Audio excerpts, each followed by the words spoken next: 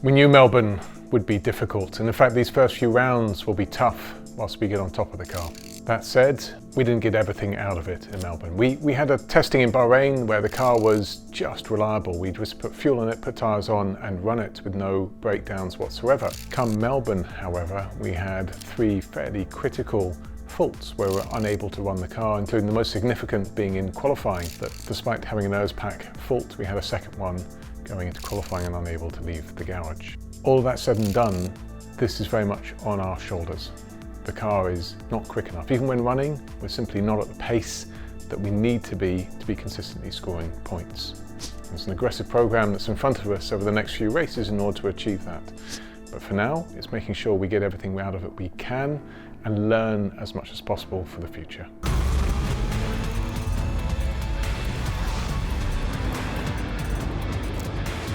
Welcome to the Vowles Verdict, presented by Kraken.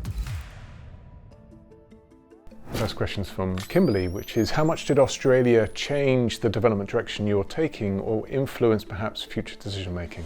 It's a really good question. I think first and foremost it was sobering. It's just now laid bare for everyone to see and for us to see the journey that is in front of us. I think first and foremost, congratulations to Mercedes. Really impressive weekend for them, and that 1-2 was well earned. But it also set the benchmark for what we need to achieve. We're clearly nowhere near their level of understanding on the power unit, and we have work to do, and we will be doing that across the next few days. In terms of actual direction of travel for the chassis, the updates that we have coming are already in the pipeline and been in the pipeline for a few weeks, and Melbourne itself doesn't influence that.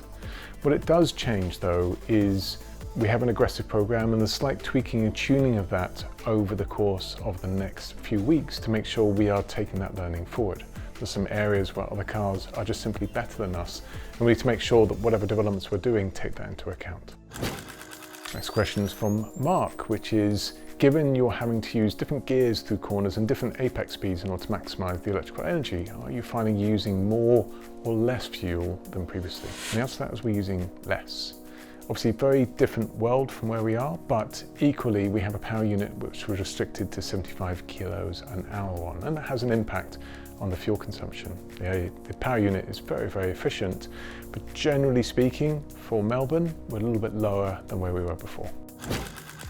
Next question is from Nicole, which was, she's curious as to why we did more stops than others or multiple pit stops with both drivers. Is it that you were experimenting and understanding for future races? The answer is yes to that one. Once we got a certain way through the race and realised that even with safety cars, scoring points is not going to be a possibility, we decided to use that as a test. We had a different front wing there, so we evaluated a back-to-back between Carlos's first and second runs. In the case of Alex, we were trying slightly different directions on the car and assessing it as a result, including a degradation test. So not what I wanted to be doing in the Grand Prix, but we need to make sure we maximise every lap going forward. Next question is from William, which is, with all of the issues on the car, what do you see as ones that you can fix short term, so I'm going to call it Shanghai in this circumstance, against ones that are medium term with upgrades? Really good question. So the bulk of the changes of performance we have are more what I put in the medium term bracket. There is various performance upgrades, both aerodynamic and also in mass, that will come to the car, and those simply aren't going to be available for Shanghai. But already for Shanghai, we can see a different way of using the car. First and foremost, a very different track. It's less energy starved.